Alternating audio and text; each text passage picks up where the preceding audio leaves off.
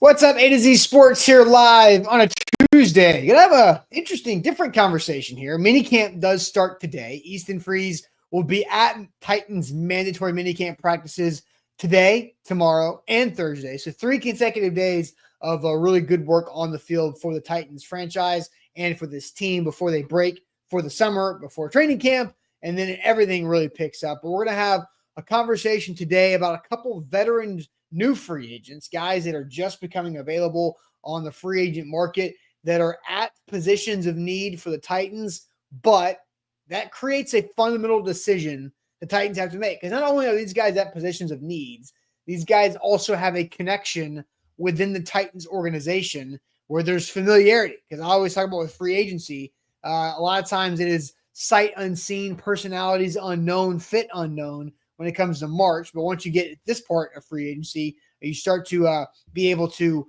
work together a little bit and know people a little bit more with connections and take your time.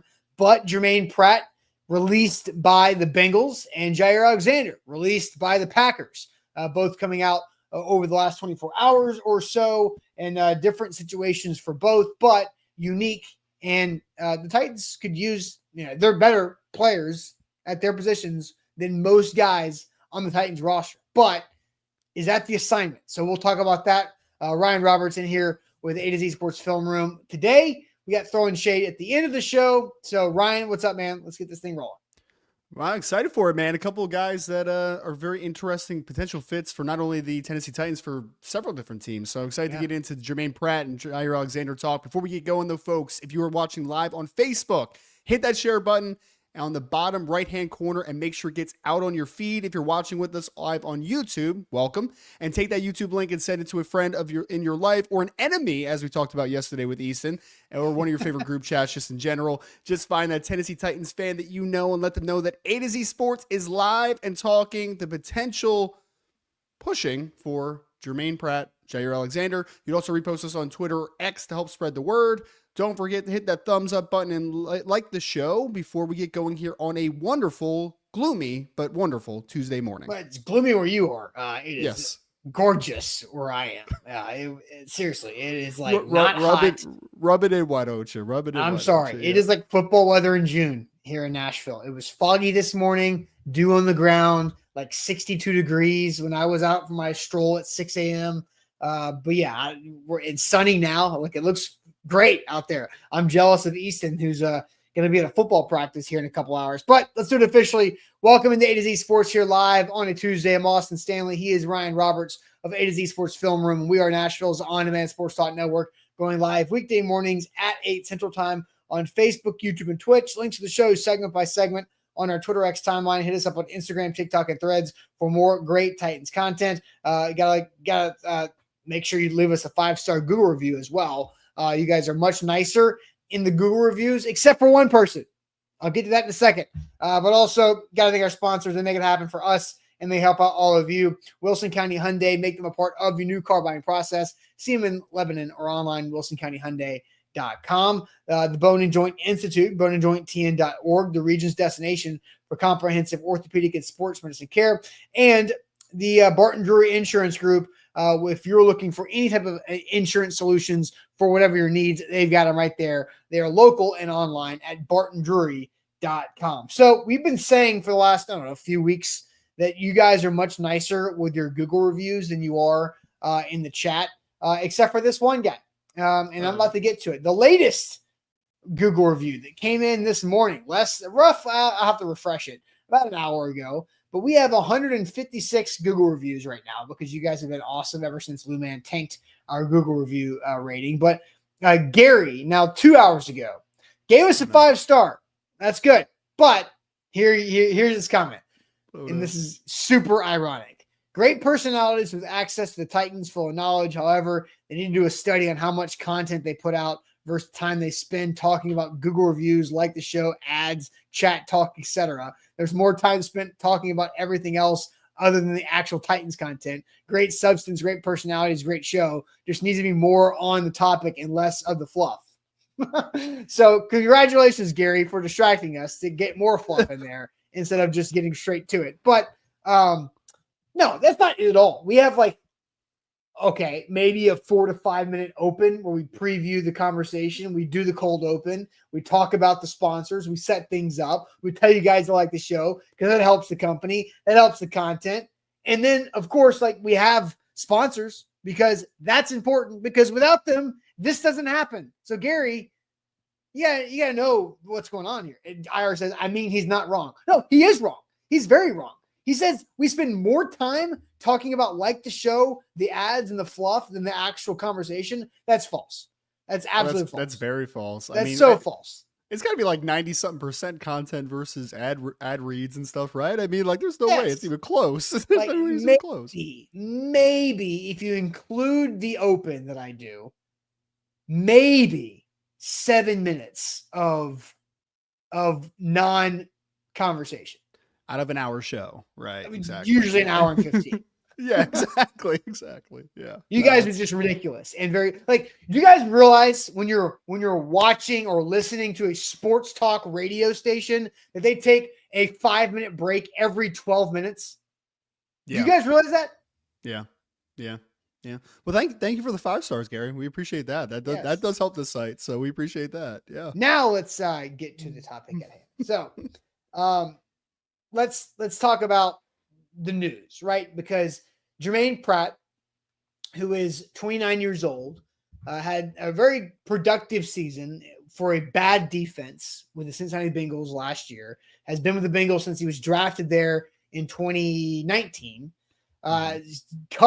released from the Bengals after asking for a trade. They had a defensive coordinator change in Cincinnati after the season with Anarumo gone after a terrible year. And then you've got Germaine Pratt wanting a trade, could make it happen. He is out there on the free agent market. And then you've got Jaire Alexander, who the Packers cut yesterday morning, I believe it was. When that news came out, highly talented corner, former first-round pick out of Louisville, just last season had a pick 6 in Nashville against the Titans for the Packers, and is very talented, right? But he's got some injury concerns because he's been hurt the last few years. We'll talk about that. But on the Germaine Pratt side of things, the guy has not been hurt. He has been Mr. Reliable. And so I wanted to get into a conversation about this because I was thinking about the overall situation for the Titans. And normally every June, every summer, July even, there's some type of notable free agent target, Ryan, that Titans fans and Titans media and us are kind of like obsessed with. You know, DeAndre Hopkins was one a couple years ago when it was the D-Hop free agency, tour, when he was just going around all over the place and taking visits, and it felt like a recruitment, which he very much was. And the Titans won that recruitment battle over the Patriots because of Mike Vrabel, who ironically is now with the Patriots. But then you have, even well before that, Jadeveon Clowney. That recruitment went on up until through like the first couple weeks of August of how long that recruitment lasted. So it seems like there's this that we've seen others. I think last year there was a couple with who am I forgetting? The safety from the top 5 pick safety, not Earl Thomas. God, why am I not thinking of his name? Fifth overall pick in 2017. Jamal Adams? Jamal Adams, thank you. Okay. Jamal Adams was a Titan for a hot minute last year. So Justin Simmons was another one. A lot of safeties that were in play last year. But now these couple of guys are at positions of need. So I was thinking, are the Titans actually in the right spot this year to be chasing that attractive veteran free agent across the summer, like we've seen so many different times? And Paul Kaharski put this out there on Twitter, I guess that was yesterday, that he gets the sense that the Titans will consider inside linebacker Germaine Pratt, who came free on Monday. Paul Kaharski covering the Titans there because the obvious connection is Brian Callahan. Germaine Pratt and Brian Callahan were with each other in Cincinnati for 5 years. Obviously Callahan on the offensive side of the ball and Pratt on the defensive side of the ball. But I think it makes a lot of sense that somebody could draw that connection. I don't know if Paul has sourcing on it or if he just is connecting the dots like I am. But Paul might have more than I do. So there's a lot of things there. And Jaire Alexander also has a connection with the Titans front office because Chad Brinker was in Green Bay in the front office when he was the draft pick out of Louisville back in the 2018 draft. And they spent, I guess that would be 5 years, maybe 4 to 5 years together in the Packers organization. So there's two guys with Titans connections that would be upgrades on the field at linebacker and at cornerback. So let's just jump into the question because I don't want Ryan to spoil his opinion on anything because I want to dive right into this. Because I mentioned that I don't necessarily know if the Titans are in that same situation that they have been in the years past when it comes to signing free agents over the summer, right? Because I see Jaire, yes. So there's people that I see Darren says, I love Jaire Alexander, but pass. So we'll talk about this because here's the linebacker room right now for the Titans. It's Cody Barton and it's all unknowns. Cedric Gray played a few games last year as a disappointing injury-riddled rookie season as a fourth-round pick. James Williams is a converted safety trying to learn on the fly. Otis Reese is a converted safety from a few years ago with a couple years of spot duty experience. And then David Binda from Texas is a UDFA rookie with no experience in the NFL. So you got Cody Barton and all unknowns. Then you've got Germaine Pratt, who's played in a ton of football games, had 140-plus tackles last year for the Bengals. So here's my question for everybody today. What's in the Titans' best interest? Is it signing Germaine Pratt or is it rolling the dice with the young linebackers next to Cody Barton? What is in the Titans' best interest? Signing Germaine Pratt or rolling the dice with the Titans' young rookie or young linebacker group? We'll get to all of those things here in a moment and Ryan's opinion on Germaine Pratt. First, we'll tell you guys all about Lipscomb University Sports Analytics Program. If you're looking to try to make your passion of sports into a career, maybe it's just a side gig career, maybe it's second job, second career that you're trying to transition into a full-time thing, you can absolutely do that. There's no wrong way to make this a career. There's so many different paths you can take, and Lipscomb University Sports Analytics grad program is absolutely one of those paths you can take. It is all online. You don't have to be in Nashville. You can be where Lipscomb's located, but you can be where Ryan's at in Jersey, Philly area. You can be anywhere in between. You can be out west. You can be who knows where, because Lipscomb University Sports Analytics program is a nationally recognized program for a grad online program that you can take wherever you're at and learn, get real life experience with how you can take the growing analytics of sports and turn that into revenue, income, and an actual career, because we're all passionate about sports or else you wouldn't be watching the show. So Lipscomb University is trying to help make money off of that and do it for a living because that's very rewarding as well. So Lipscomb University Sports Analytics Program. Make sure, folks, before we get going here for the rest of the show, hit that like button, subscribe to the channel. Make sure you know the next time that A to Z Sports is going to have a live show here. Make sure to support the show. And afterward, if you want to give us a 5-star Google review, you can keep it nice if you want. You can give constructive criticism like Gary did early, but just make sure that it's attached to a 5-star Google review. As long as if the criticism is accurate, that's fine. But yeah, not accurate. You guys spend more time asking us to like the show and doing live reads. No, that's not right. But okay, so to the chat you go, Ryan. Let's go. What's in the Titans' best interest?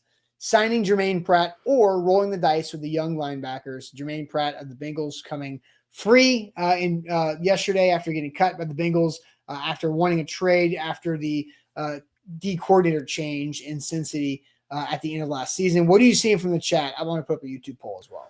Yep, to sign Germaine Pratt or to roll the dice, that is the question. Steven says, to start things off, signing Germaine Pratt 100%.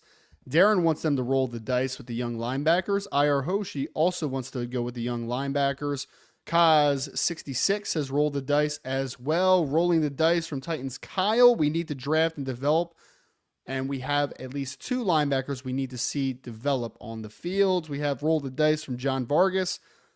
Roll dice from Yandis. Signing Germaine from Maven. We have roll the dice from Colin. They need to go young and draft/develop.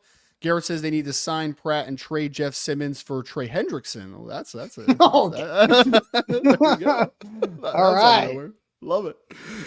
Daniel Caribbean sign Germaine Pratt. We need a second veteran on this team in case Cody Barton gets hurt.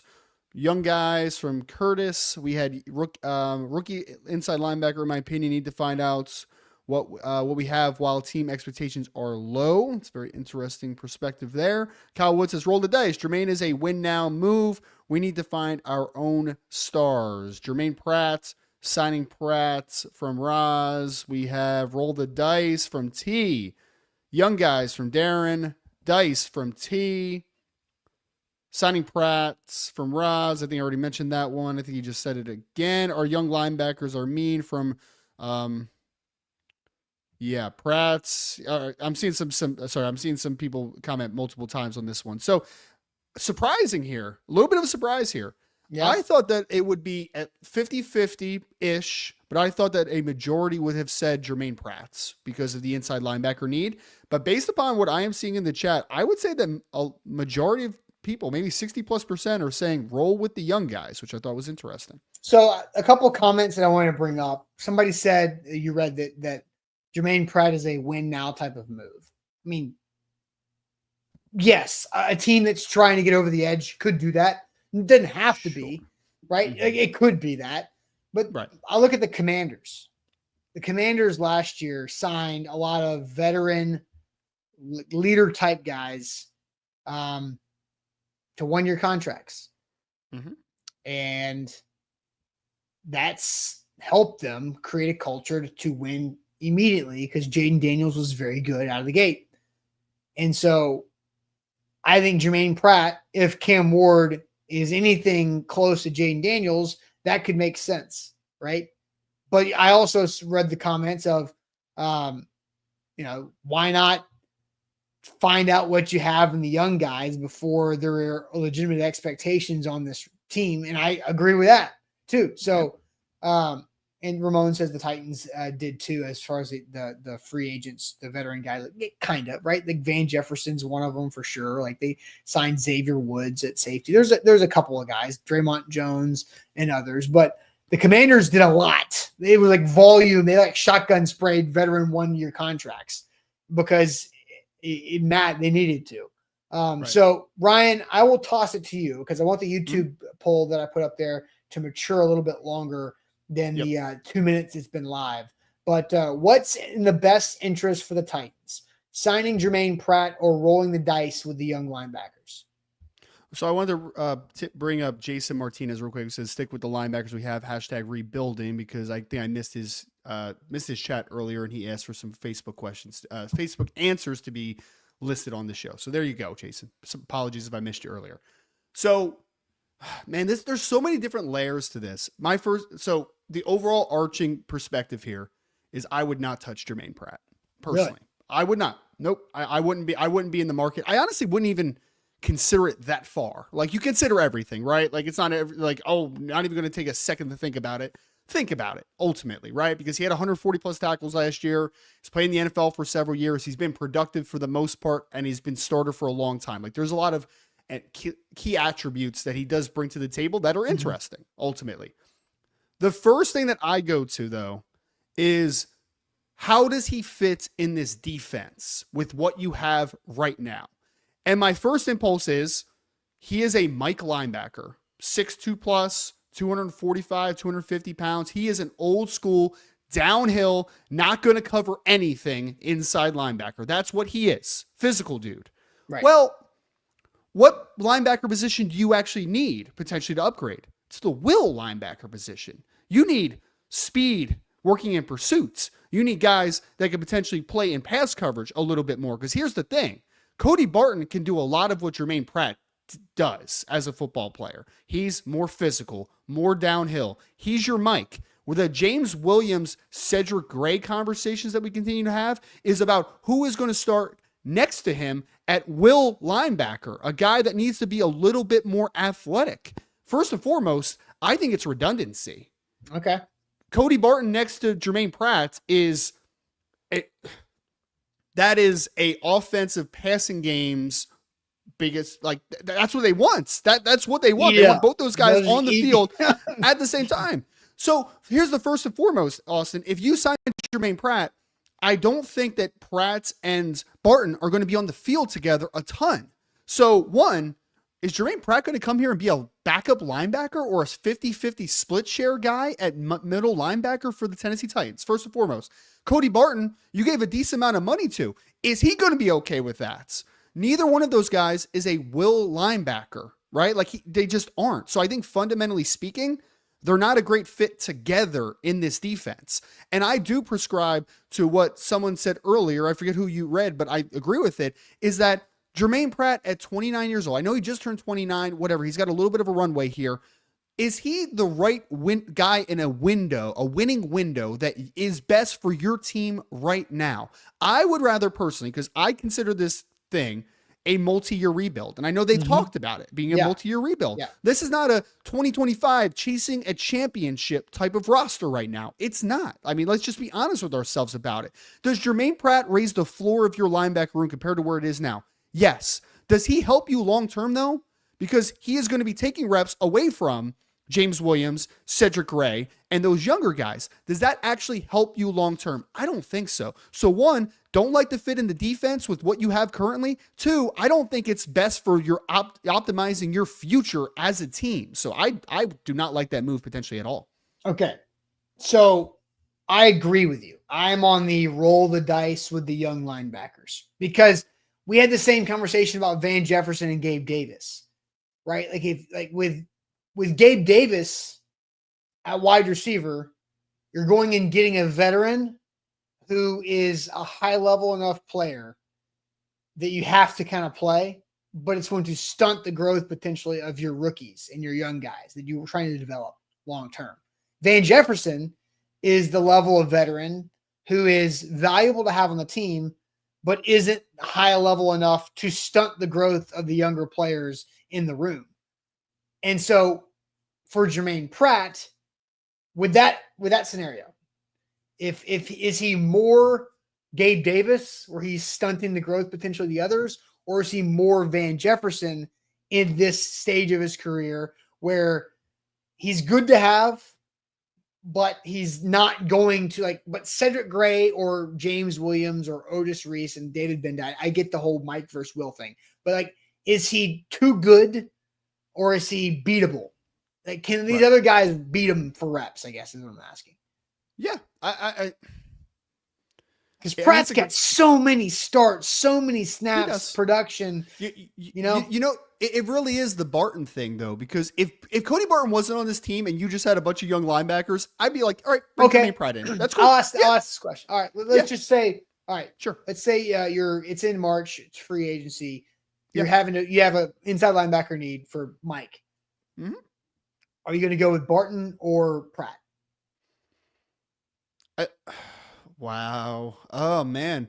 It's not as easy as I think people think it is, right? Because I think the initial people would be like, Pratt's better than Barton. Like they would just say that. And I don't necessarily disagree with that, but I will say that I don't think this is going to be a hot take and maybe someone put this at some point. It's a hot take. I don't think there's a huge separation between Pratt right now than what Cody Barton was last year. I know that he had 140 something tackles comparative to what Cody Barton had at 102 or something like that for Denver last year. But he was pretty productive, right? Yeah. I mean, if you have tackles are kind of they're like Oprah giving up books. You can get tackles. It doesn't really mean anything. Yeah. I think that and Pratt was also on a bad defense, right? It's like the Kevin Love on the Minnesota Timberwolves thing where it's he looks like he's a 30-point per game guy, but then he goes to a real team and you're like, oh, he's actually more of a 20-point per game guy. That's actually what he is, a little bit relative to circumstance and what's around you. I think Pratt is a good player. I really do. But I don't think that the separation is so much to Barton that it's this easy conversation point of Pratt's better. I would take Pratt. I think that it would be a deep, deep, deep conversation, man. And I will say this is that they're relatively the same age. Barton is a little bit more athletic than Pratt's. But Barton's not a great coverage guy either comparative to one or the other. But I actually, I'll put it this way. For what I think it's going to be worth to employ both as a starting linebacker for me from the price tag comparative to the return, I would take Cody Barton. Okay. I think Pratt will demand more money, but I think there's not much of a difference of the football player. So I would actually rock with Barton. Yeah. Cody Barton will turn 29 in November. You said Pratt turned 29 like last couple weeks. Recently, like the last couple months, I think. So let's just say Cody Barton's like 6 months younger than Germaine Pratt. Cody Barton signed a 3-year deal for $21 million. Yeah. Do you think Germaine Pratt's getting something like that? On the open market, not this time of year, probably. Yeah, I mean, I think he's probably closer to like 3 for 30, 3 for 33, really? Something like that. Yeah, I think so. Yeah, I would say that. A couple of comments that I see. Titans Kyle has it. The vocal leadership Barton brings is what gives him the edge. But I think like Germaine Pratt's been a captain for yeah. Ray School says Barton brings energy and leadership from what we've seen. Yes, so does Germaine Pratt. Like that is like they both check that box.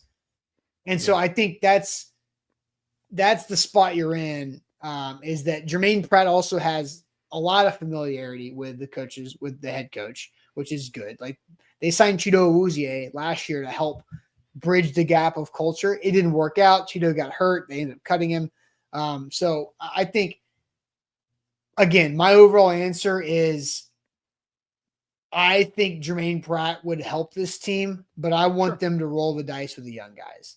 You've got to figure out, like, if you're truly saying this is a 2 to 3 year rebuild, then you got to know what Cedric Gray is, especially because you spent the 104th or whatever pick on him. You got to know what he is.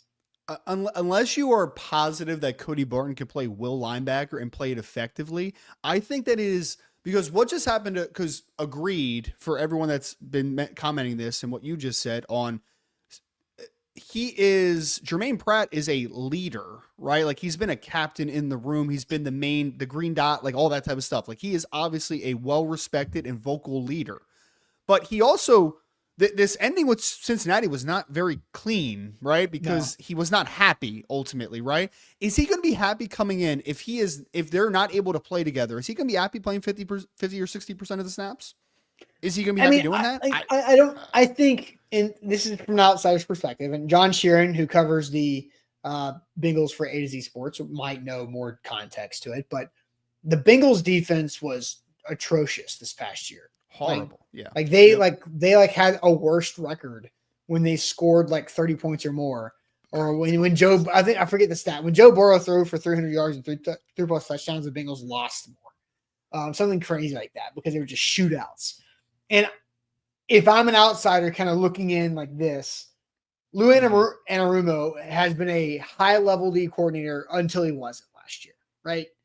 Mm-hmm. And I think Germaine Pratt, from my perspective, Germaine Pratt might have felt that the defense on like the defensive personnel and coaches got thrown under the bus unfairly because like Germaine Pratt's been a good player. Wilson is a good player. Hendrickson obviously led the league in sacks. And they've got good players, but they've also let a lot of good players go because they've had to pay Joe Burrow, Jamar Chase, and then now T. Higgins, and they've had to put so much of that money on the offense that they didn't sign Jesse Bates. They didn't keep him. They didn't keep some other guys. Like all of the dudes on that defense that beat the Titans in the first or second round of the playoffs back in 2021 season, 22 January. A lot of those guys are gone, except for Pratt and Anarumo. And Anarumo got the blame for it when it was more of a front office structure problem. That's what I think Germaine Pratt was probably most ticked off about. I get that. Yeah. Well, and I mean, talk about connections. The Indianapolis Colts and Germaine Pratt is obviously an easy connection as well, right? With Lou being out in Indianapolis now. So it is going to be fascinating to see just the market for him because it's like a funky time of the year, right? I mean, you're in mandatory now. Training camp's going to be around the corner. You're going to blink your eye. It's going to be in training camp. So like the market is typically, it's almost like so I'm going to digress to college football for a second, but it's like the spring versus the winter portal, right? Where it's like in the winter, demand is high because rosters are turning over and there's a lot of spots and there's a lot of suitors. It's a bigger market. And then, but then when teams look at the spring portal window, not as many players enter during that time. They're usually guys that don't win or are angry at contract negotiations. We've learned that obviously on this show a little bit, right? So it is going to be fascinating just to see what the market is for him, because it's an interesting question you asked before. I do think that Germaine Pratt, if he was just released right after the offseason and during the first wave of free agency, if he was available, I think he probably gets more money than what Cody Barton got as far as like per year on an average. Yeah. But now the one thing of like playing devil's advocate to my argument is, what if Germaine Pratt can't get anything of his market value and he's below market value, and you get him in for like, let's say 2 years and $12 million or something like that, 2 years, 10, like that does change the formula a little bit depending on what the market actually is for him right now. Yeah. And the Titans have space. They can go do whatever they could do whatever they want to do, to be honest. Like, when it comes to space, and Shrike's right. This time of year when expensive players become cheap and contracts are never as big as expected. Absolutely. No doubt about that. So yep. I favored another comment from Amnesia, and I want to get to that before we get to the Jaire Alexander part of this conversation. Amnesia says, I think y'all are willing to sacrifice a season. Titans need some win now results to help lift this team out of the dumps. You got to be in a win now situation. So let's sit on this for a second. Sure. Like, do you agree or disagree with Amnesia? I'll just ask that. The Titans, you gotta be in a win now situation. That last sentence is what I want to read and what I want us to answer. You gotta be in a win now situation. So I'm curious to see what people think about that overall. Do the Titans have to be in a win now situation? Let's get to some comments that I already see rolling in. Agree or disagree with Amnesia right there. But first, I want to tell you guys about our great friends at the Bone and Joint Institute, boneandjointtn.org, the region's destination for comprehensive orthopedic and sports medicine care. When an injury pops up in life, it's a massive inconvenience, especially as an adult. We've got too many things to do. We've got work. We've got family. We've got our social life that we want to try to take advantage of. We've got bills. We got responsibilities. And one thing we don't need to spend extra time on is like that pain, the injury that pops up and like, damn it, now I got to go do this. But the Bone and Joint Institute really makes it easy on you. They have efficiency in their doctor's office, which is kind of weird to say that a doctor's office can be efficient. That's what the Bone and Joint Institute can do. I've been there for a couple times over the last few years with some soft tissue injuries. And I think the longest time I've spent like walking in to walking out is like 40 minutes. Like waiting room, like the actual like visit itself, checking out, rescheduling my follow-up, all that stuff, like 40 minutes max. It's crazy. So super efficient right there. Located in Franklin off of I-65 and Highway 96, online at boneandjointtn.org. Like the show, folks. Like the show. Make sure to subscribe to the channel. 5-star Google reviews after the fact. And hey, if you like the show, I'm sure you will like A2ZSports.com as well. If you want to go read on the latest Titans conversations as we get into the mandatory section of the offseason. If you want to check in on the other division opponents or any other team across the NFL, if you're a college football fan as well, a lot of content over there at A2ZSports.com. So just to recap the poll here, 62% of voters said roll the dice with the young linebackers and not Germaine Pratt.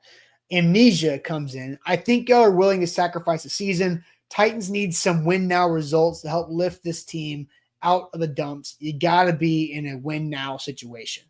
So I asked people, you agree or disagree with that? Ryan, do you see some comments flying in here? Because I'm so curious to see what the chat feels about this. Yeah, a lot of comments actually. So we got Titans Kyle who said, to start us off here, we're in an improve now situation. Ooh, I like that. We might use that later on. Yeah, I like that a lot actually. Yeah. Darren Lee says disagree strongly. Troy says the roster isn't close to a win now situation. Darius said Brian Callahan is in a win now situation. Kenneth said they need to win more games than last year. Agree. You don't want to. That's the improve now situation. Yes, exactly. Yep. Just win more games than last year. Someone said Daniel Caribbean, says need to be more competitive overall. Jason says they are in a win now situation. However, neither of these players are going to make that much of an impact. This roster is weak. Troy says disagree.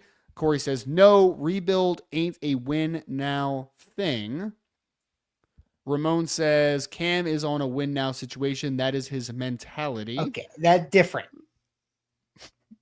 Like, It's different. It's very different. Yeah. Very different.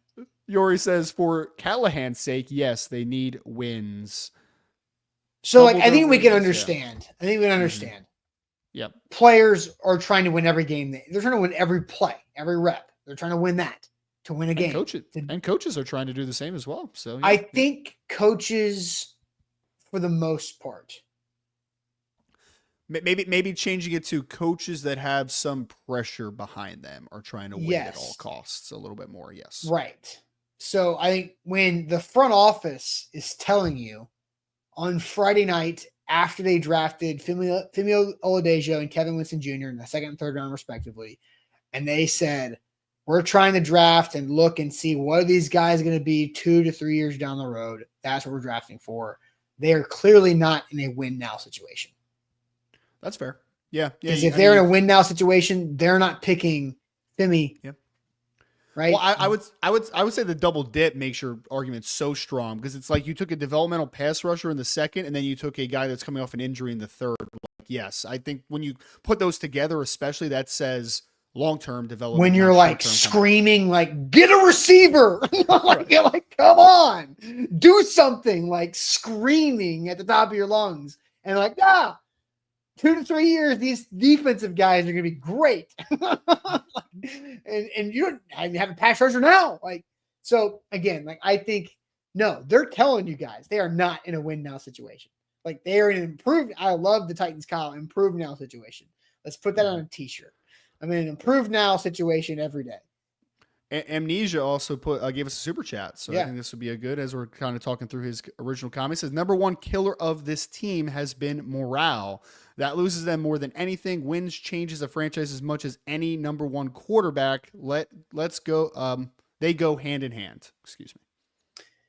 Yeah. I mean, like, you lost games because of the quarterback last year. You lost games because of other players in the team last year. And it all fell apart because it was demoralizing. Like, yes, when you turn the ball over at the rate that they turn the ball over, it is demoralizing. And then all of a sudden, Tony Pollard, who is super reliable, starts to fumble the ball too. And you're like, what the hell is going on?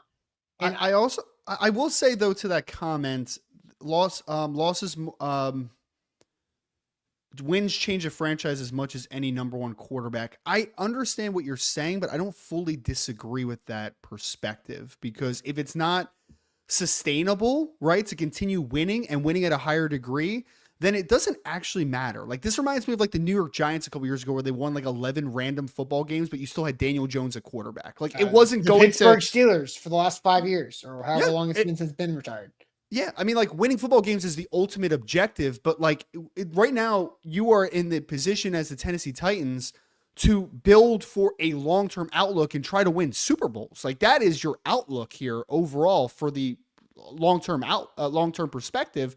So I understand that you need to win football games 100%. Everybody wants to win football games. We just talked about that. But I do think understanding a rebuild track comparative to a short-term fix is a much different thing. So I disagree that the quarterback is not as important. Like, I think that if you didn't have Cam Ward, and let's say you had Will Levis for another year and Will Levis is just average, but you win a few more football games, do you really get that more optimistic for the long term of this team? Like, you need you need a quarterback and you need a long-term outlook to be, to be happy with the wins also. Like, you need both in that situation. So Steelers, right? Trivia. What year was the last Steelers playoff win? I don't know if you know this.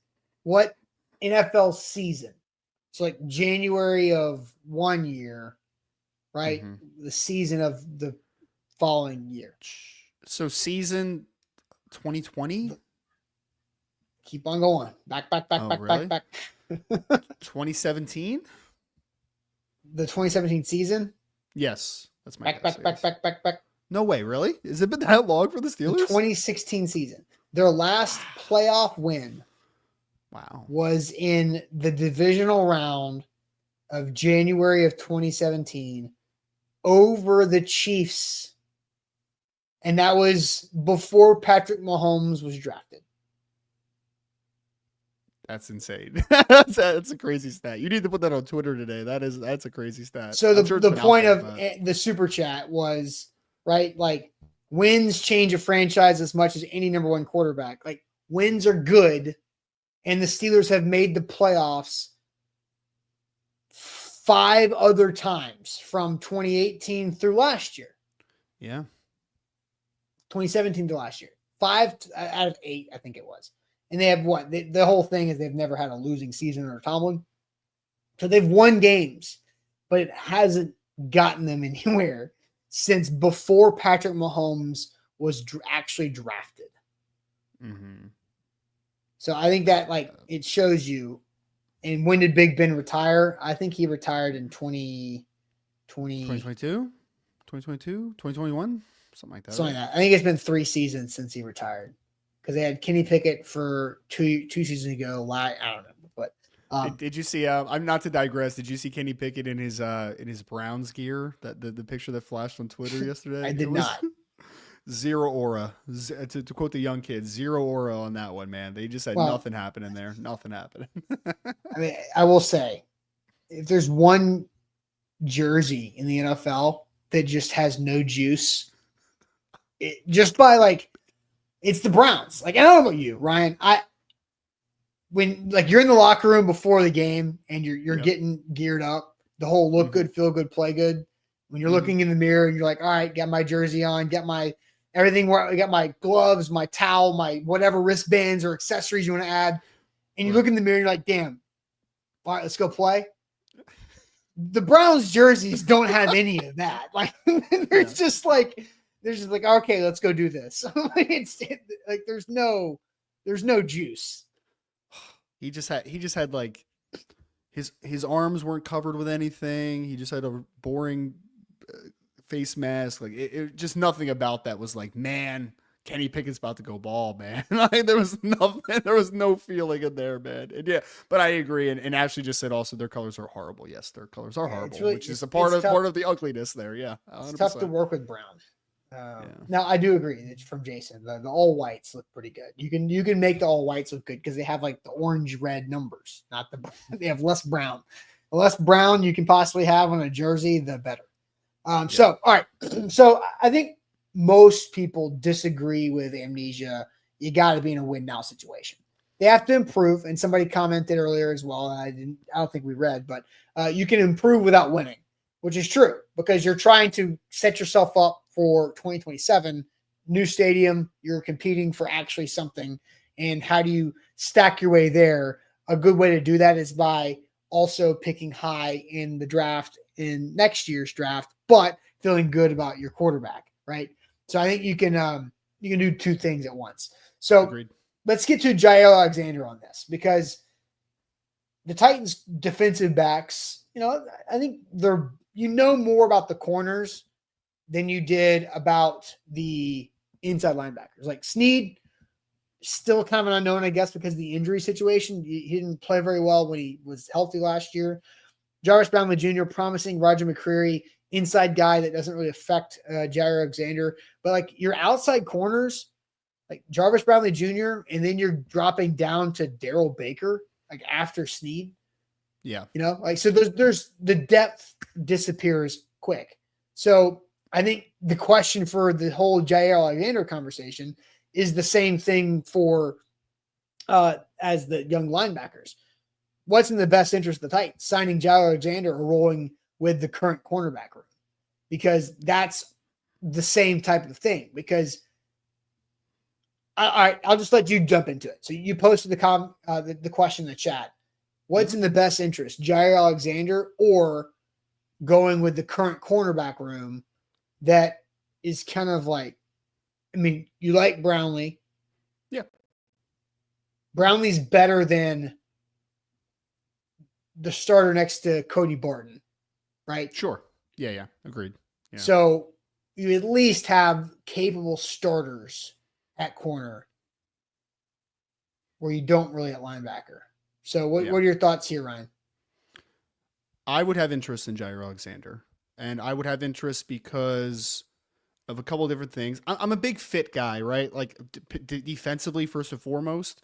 While he plays outside corner, he also plays a lot in the slot. So like he's played a lot both outside and inside. So I think there's a way that you can have a rotation as that second and slot corner to be able to get all those guys potentially on the field at different times. So I don't think Jaire Alexander blocks Jarvis Brownlee from playing in 2025. I think they just need to mix and match and see what the snap share is, percentage of snaps. And I also think the same can be said about Roger McCreary when they're playing a nickel and having to, rotate between a couple of those players. I also think that here's the biggest point. Cody Barton isn't coming off a serious injury, right? Like Cody Barton, is a known commodity. L'Jarius Sneed, that situation scares me a little bit. Like it does overall. Him still rehabbing, coming back from injury. Maybe he's back fully healthy. But even if he is back fully healthy, is he a guarantee that he is a really good player for you in 2025? Because he wasn't good before he got injured this past year. So you're not only coming back from an injury, you also, and I know it was a small sample size, but like he also wasn't playing very well either. So there's some quality of play concerns for Sneed. There are some availability concerns for Sneed. So I think that Jaire Alexander immediately raises the floor of that room. And I know people were saying, and it's true, he's been banged up. He's only played 14 games the last 2 years. 100% agreed. And I don't think necessarily you're signing him to because right now we talk about this time of year. Yeah. The contract is not going to be this crazy number, I don't think. Because here's the thing. There wasn't enough of a demand for Jaire because Jaire has been wanting to be traded from Green Bay for years, right? Like this has been a constant conversation point for like the last 2 to 3 years, and they've never traded him. You know why, Austin? Because the market wasn't crazy for him, right? Which is why you ended up releasing him because you weren't able to get anything back for Jaire Alexander or what you thought was a good price tag back. So you just cut the ties at that point because you didn't want to pay the contract going into this year. Ultimately, right? Like that's what it came down to. So I don't think his price tag is going to be crazy. I don't think this is going to be like a 3-year, 17 mil a year type of thing. Like I don't think that it's going to be near that. I think it's going to be more of a prove it deal. Prove it that you can stay healthy. So I think it's a long-term investment.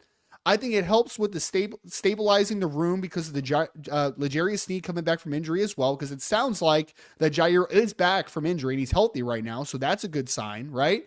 And ultimately, I do think that he has enough position flexibility, both outside and inside, also only being 28 years old, that he can provide a lot of versatility on the back end. So I would have a lot more interest in Jaire than I would with Germaine Pratt personally. Okay, so I just started a few comments. I did put up a new poll on YouTube. So if you're on YouTube, you can check this out. It is basically what's in the best interest for the Titans, signing Jaire Alexander or rolling with the current cornerback room. So that's starting to flow in. To address a couple things. Yes. June Travis, was Sneed really hurt or did he just not want to play last season? No, he was legitimately hurt. Like L'Jarius Sneed was injured bad. If you want to go back to that old viral video from years ago. Mm-hmm. He was hurt. His thigh contusion continued to get worse. It was an injury that was hidden under something they thought was going to go away. And then whenever it didn't go away, they're like, what? Thought that was going to heal on its own with time, and it didn't, and then it got worse. Here's the other thing, too, is that L'Jarius Sneed is never going to be fully healthy. He's always going to be on a management style of his body with his knee and now this quad situation that was really difficult. But to answer the question, he was actually very much injured last year and was doing things to try to get back. It wasn't like he just coasted the whole way. Because they didn't put him on injured reserve until fairly late. So like that told you that they were trying to get back in there. Another one, Steven says, if Jaire Alexander ends up on the team, the Titans have to find a way to trade L'Jarius Sneed. One, L'Jarius Sneed is not going to be traded because that contract is unacquirable. Like nobody is going to want to trade for his contract.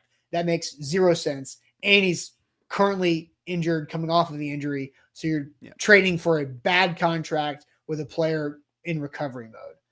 And then Shrike has this, which I think this is a good question. I'm glad you brought this up. Why cut Cheeto Awuzie and then make this move? It's a solid point. Yeah. Great point.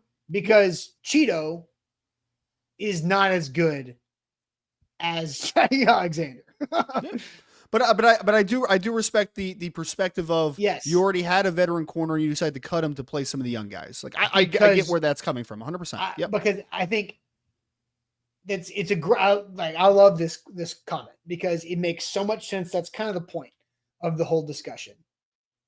Jarvis Brownlee showed that he was more valuable than Cheeto, but Cheeto is making 10 times more money, maybe even higher than that. And with Jaire Alexander, the high-level Jaire Alexander is way better than the high-level Cheeto. And like Shrike pointed out earlier, this time of year, good players are cheap. And Alexander is a good player when healthy and will be as cheap as he's ever been. The other thing coming out of Green Bay is that, yes, he missed a lot of games the last couple of years. And you mentioned that he'd been wanting out of Green Bay for a couple of years.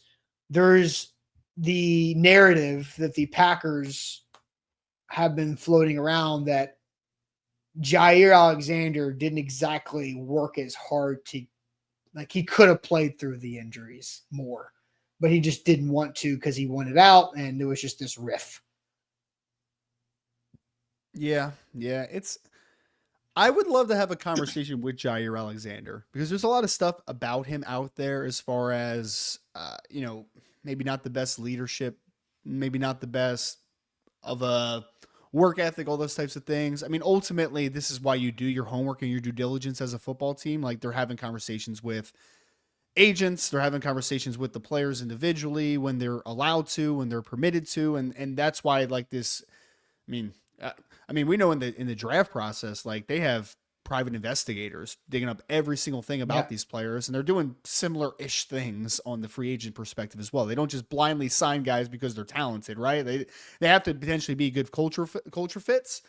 I just think the cornerback room is one where I'm willing to take more of a chance than linebacker. One thing I didn't even mention before about linebacker is also linebacker, and this pains me as a former linebacker. Like, I literally played the linebacker position. Linebackers just don't matter as much in the NFL anymore. Like, they just don't. Corners do. Like, corners matter. The secondary matters, right? So having a good corner room, having a good secondary room is important. And I think that Jaire Alexander, when healthy, and I know that's a big caveat, but ultimately he played more games last year than L'Jarius Sneed did, right? He played almost twice as many games, even though he barely played last year. So he's still a good player when he plays, and he's only 28 years old. Like, he's not like this is a 32-year-old broken down, can't stay healthy. There is a possibility, and I know it's unlikely because when guys start getting injured, usually more injuries happen, right? The body starts to break down a little bit. But at 28 years old, there still is a possibility that he has a couple healthy seasons left in him, and he's still able to play good football. So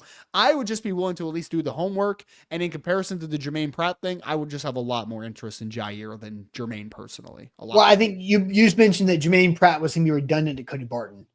Like, I think what we've learned and what you've talked through is Jaire Alexander would not be redundant. And the other thing is, you always need corners. You always need corners. Yes.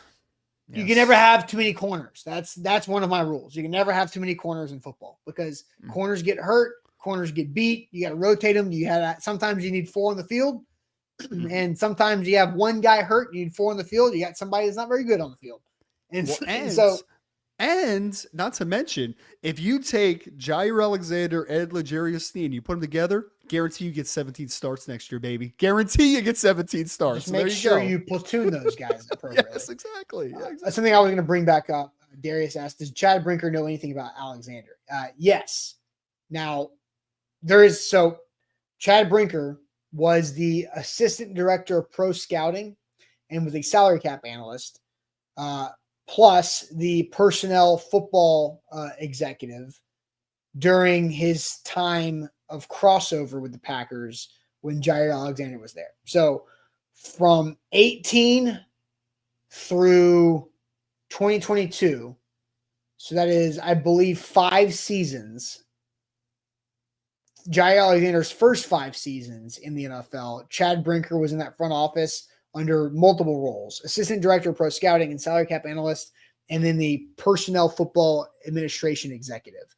So he knows something about Jaire. Now, connections are important because connections doesn't mean it's good. Like, it could be that Chad likes Alexander, or it could be like, nope, staying away. We don't know. Yeah. We have no idea.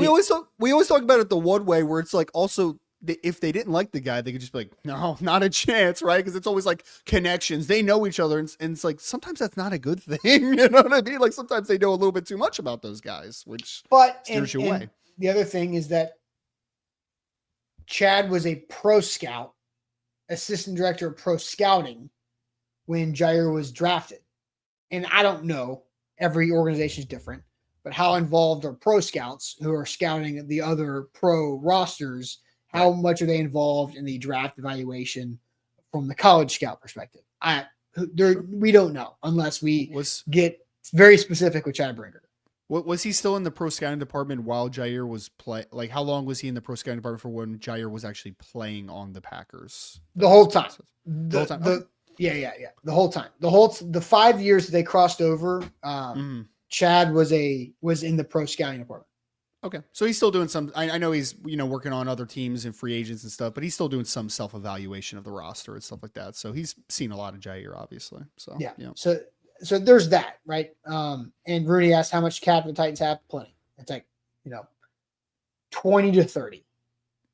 Depending on one of the highest, right? Like they have one of the highest cap. It's top half in the league. I think it's like 11, 12, something like that. Yeah. Comfortable. You're comfortable where you can do something like this. But the whole thing is, do you want to go after Jaire Alexander? And I just don't think you're worried about stunting Marcus Harris' growth. Like with the linebackers, like I gotta know about Cedric Gray. Like it's year 2, he's a 4th round pick. James Williams, I don't gotta know, but I'm very intrigued because I had a rookie year. Otis Reese is kind of a ask or get off the pot type of situation going into year 4, maybe of his transition from safety to linebacker. And then David Benda is UDFA, but I don't view the stunting of growth for any of those corners. Like Jarvis Brownlee's still going to play. Roger McCreary is still going to play if Jaire Alexander's here or not. Well, here's the thing, Austin. Here's the thing. Defensively, you get more corners on the field as the game goes on because you're going to switch from base to nickel to dime. Linebackers, they come off the field. You don't get more on the field. Like as you get into nickel, dime, those types of situations, you're going to have 2 to 1 linebacker on the field at a time. So yes, there is definitely less of an opportunity to get guys reps, especially in those types of situations, because you don't put more linebackers on the field outside of when you're playing goal line defense, right? Like you take linebackers off the field. Without a doubt. I totally agree. Most time, what's the percentage of snaps the Titans are going to have 2 inside linebackers on the field? It's a great question. Probably less. Yeah. Than the Titans having 3 corners on the field, easily. Oh, I would say so. Yeah, 100%. Easily.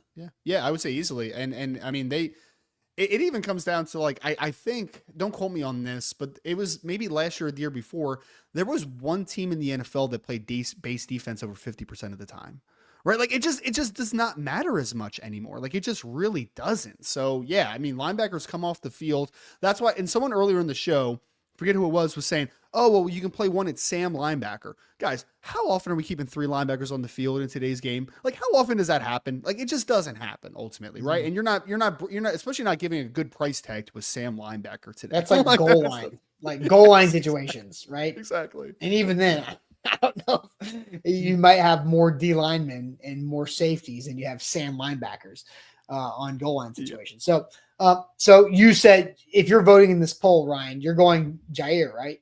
Yes. Yeah. I would at least do deep homework on it. Yeah, 100%. I would be very open to the conversation of trying to get Jaire Alexander at the right price tag. Absolutely. Same. Because I don't think he affects the growth rate or pattern of anybody else the Titans are invested in at corner for developmental reasons. We align on both questions, which I think was fun. So, all right, let's go ahead and throw some shade. If you've got shade to throw, we'd love to hear it now. Throw in shade to wrap up all of our Tuesday shows. So get your shade locked and loaded. Here we go.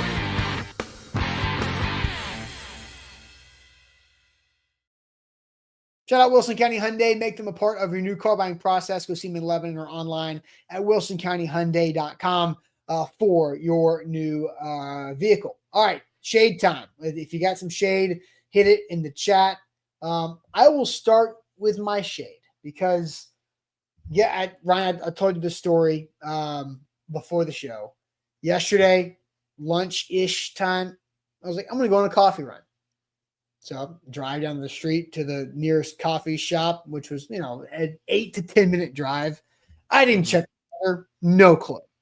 Did not check the weather app. It was kind of drizzling when I left the house. No big deal. A little water, not going to hurt anybody.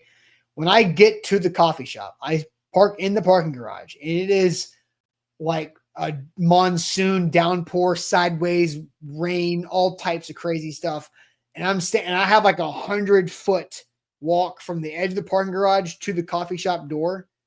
And I'm standing there, and I watch this lady leave the sub place next door with her umbrella, and she's walking back, and she's trying to like make herself as like small as possible under the umbrella. Then all of a sudden the wind blows, gusts, and it just turns the umbrella inside out, upside down, and she just gets dumped on with all this rain. And I'm like, nope, I'm going to go home.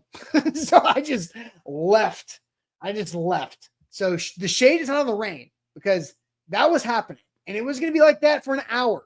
But I did not check the weather to go, hey, coffee run? Yeah, sure, let's go on a coffee run. But I had no idea that it was going to be downpour rain for a full hour. Blame it on the rain, man. Blame it on the rain. Yeah. It's horrible, right? Because it's no cover, right? Like you just got to run. I mean, I guess you didn't have an umbrella. No, you didn't even want to use an umbrella because you saw the mishap with the lady in the umbrella, yeah, right? So I saw a guy. I saw a guy who was like clearly coming from like his office building. He had like a button-down shirt on with like his slacks and his like business shoes, right? And he obviously online ordered to the sub place. And so he just like, he was standing next to me. He just deep breath and then just took off running and then went in.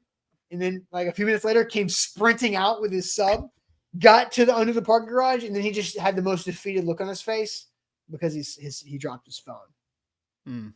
He dropped his phone in the puddle of the rain. And so he had to go back into the rain, pick up his phone, and he walked, and he was just so drenched. And it was after that I was like, I'm done. I hope he had a phone that was waterproof, because that would be a very bad day if that was the next step there. Pretty brutal. Not great. Some people's shades that we have in the chat. This is a funny one. Eric Castillo started off with shade on Taylor Lewan's first pitch. Did you see this? I did. I have a theory. Oh my I have a theory. I think he did it on purpose. You think he did it on purpose? You think? Yeah. And then Will Compton came up and just threw it right down the middle. I think he did it on purpose. Go look at it. Go watch his shoulders. It's like he lined up to throw it that way. He did go on the Rich Eisen show afterwards to talk about his horrible first pitch. So that's an interesting. A lot of pub on that. I think he did it on theory. Purpose. Yeah, that's an interesting theory. Big Ten Jeff says shade on Easton skipping good news Friday. Two things you don't skip: shade and good news. Well, we're running a little bit of overtime, man. I don't know. I don't know what you need us to do there, Jeff. It was just, it was what it was, a little bit overtime there. We had IRO. She said, throwing shade, jobs that do not tell you the reason they refuse to hire you. I want to know why. Fair. Yeah. Transparency. I think transparency is important. Yeah. Shrike 113 says shade on the Tennessee education system for not making an attendance policy for attending summer school. Parents voluntarily sign up to help their kids and then pull them out for 5 to 7 days for a 17-day session. Can't you just fail them? I mean, you could, I guess. I guess. I never. Is that like optional? Is it optional summer school, or is that like you did terrible and you have to do summer school? I have never heard of optional summer school. I was a teacher, but summer school always had a negative connotation. But like there was like different things during the summer, but we called them like summer camps and stuff like that. I mean, like I took summer classes. I took summer classes in college all the time because it made my semesters lighter. And like the class that you were dreading in college, take it in the summer because it's only like 4 weeks long. And it's rapid, right? It's a lot faster. Yeah, no doubt. Rooney says shade on the rain. Can't take it anymore. Austin, I think we'll agree with that one. Garrett said shade Treylon Burks until he's gone. Okay, a little spiteful there. Rookie says shade on the Titans potentially signing injury-prone corners after the Snead experiments. Yeah, sure. Yep. Andrew, shade to those who put their flashers on when it's raining. You're being excessive. Agreed. Really? Yeah. Oh yeah, it's so excessive. Yeah, just Like drive normal. You're fine. like the hazards or high beams. No, high beams. The high beams, like in the rain. Yeah. That's terrible. That's stupid. Yeah. No. If it is too much to a point of a downpour where like hazards are beneficial, 100%. I'm talking about like why are there high beams on right now? Like it doesn't help you at all. Like there's nothing that's helping right now. Yeah. Because Andrew calls them flashers. I don't know what I don't call anything with a car a flasher. Yeah, flashers are something different in my vocabulary. You put your brights on, your high beams, or your hazards, right? Yeah. I don't know what a flasher is when it comes to this situation. Jason said, shade on people that can't control their children on an airplane. I almost went to jail for life due to a little kid kicking the back of my seat for 4 hours. I've had a couple of these, man. Jason, we one time we went overseas last year. You remember when I just started a few weeks after, I was working remotely from Scotland, right? And my 2 daughters were coming with me, and literally this kid in front of us, not a kid, like a teenager, reclined his chair all the way back and woke up my daughter on a red eye, like a 1-year-old daughter that was trying to sleep overnight on a thing, and she was up the entire rest of the plane ride. Like, yes, some kids and people are just so horrible on airplanes. Yeah, at the same time, Jason's saying he almost went to jail for life due to looking like that. Sounds like you're like threatening that. You probably shouldn't comment that. He didn't do it. So it might be a little overboard on your reaction there. Oh gosh. I think it's, correct me if I'm wrong, I think it's rascal. I think we figured this out last week. That's actually pronounced rascal. I could be wrong. I'm trying to remember, but I'm getting old and Caribbean. Yes. Shade on the 5 owners in my condo complex who refused to vote yes on our construction project. Need to replace wood siding with the vinyl and 20-plus-year-old roofs that are leaking. That stinks. Vote them out. Yeah. Kick them out. Brad, Oklahoma potholes, some absolutely massive on the interstate on the way to work. Oklahoma has terrible road maintenance. What do you pay for? What do you pay taxes for, man? It's horrible, isn't it? It's absolutely horrible. It's everywhere too. It is everywhere. D. Christophel, shade to multiple kitchen appliances going out on me back-to-back weeks, and my vehicle doing the same with issues back-to-back. Happens all the time. It's like they have to happen. It has to happen in pairs. Like not one thing can break at once. It has to be like 2 to 3 things at a time. All the time. We had shade from Coach Wills, the guy in the office who drinks all the coffee but never makes a new pot. F that guy. 100% agree on that one. I think that's more. Cap says shade on everyone ignoring Chance Campbell. Ignoring him for what? Former Maryland great Chance Campbell. There you go. He's not on the roster. Is he not on the roster? Oh yeah. I don't think so. Yeah. And plus, when he's been hurt. When he hasn't been hurt, he's been good. But he's been hurt. Yeah.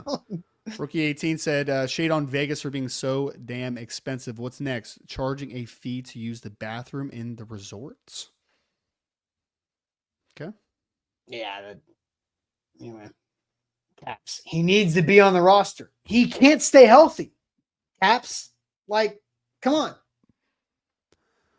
And it's not just like he's got like soft tissue injuries. He's got like legitimate, like broken leg, torn ACL, like really significant things. So is it Brian Callahan's birthday? Eric just said happy birthday to Brian. I don't know. There you go. If it is, happy birthday to Coach Callahan. My shade real quick, if I can. So here's the shade.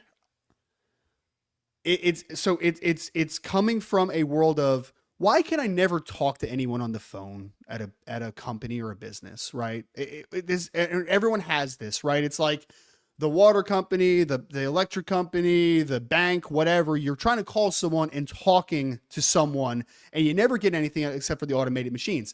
But I was reminded by this yesterday, Austin, because someone in the A to Z group chat was talking about how he had to go to a bank because the bank messed something up and he has to go in person, all type of stuff. I don't think I've ever told you this, but about a few weeks ago, maybe a month ago at this point, I was at Wawa with my daughter, and she asked me for like cookies or something. I'm like, cool, yeah, we'll get cookies. I went up to buy the cookies, and my card said card not valid or something, like something completely weird. I'm just like, what? It didn't say decline. It said card not valid. I'm like, this is my debit card. What do you mean it's not valid? So I went to the ATM and tried to take money out because I'm like, okay, this is weird. Card not valid. So it took me, I kid you not, an hour and a half to get someone on the phone. Apparently my bank, and I'm not going to throw the bank under the bus because I still do business with the bank, but the bank that I am with marked me as deceased, that I was dead. Yes, that I was dead. I was dead. What? So all of my money in the bank was just frozen. I didn't get any, like nobody got reached out to in my family. Like my wife didn't get a notification, nothing. It was just Ryan is dead, right? So I'm dead. All my money's gone. And it took me an hour and a half to get someone on the phone to talk about me being dead and actually not being dead. And it took me another 45 minutes after that for them to revive me from the grave so that I have my money back. Horrible, dude. What? So horrible. Yeah. But then I was talking to the second lady I got transferred to that was fixing it. And she said, look, I kid you not. She said, this happens more than you would think. You kill people and take their money more than you would think? What are we talking about? What are we talking about right now? Conspiracy theories. Banks killing people and freezing their money. That's weird. Also, what were you going to do with my money? Was my wife going to get any of that money? Like, what was happening with the money? I don't understand. I have a lot of follow-up questions, and I feel like I need to get organized to ask you questions on this. I don't know how it happened. like were they? I'm like, well, my theory. Here's my actual theory: is my wife, God forbid that happens. My mom passed away in December, so I'm thinking maybe they did the names backwards or something, and they thought I was the one that passed away. Like either way, whatever. But yeah, I was dead for like 2 hours, apparently, according to my bank. So. I just wanted to like when I hey, this is Ryan Roberts, and they look up your account like, no, you're dead, man. Like this is not you. Like, well, they were literally like, calling.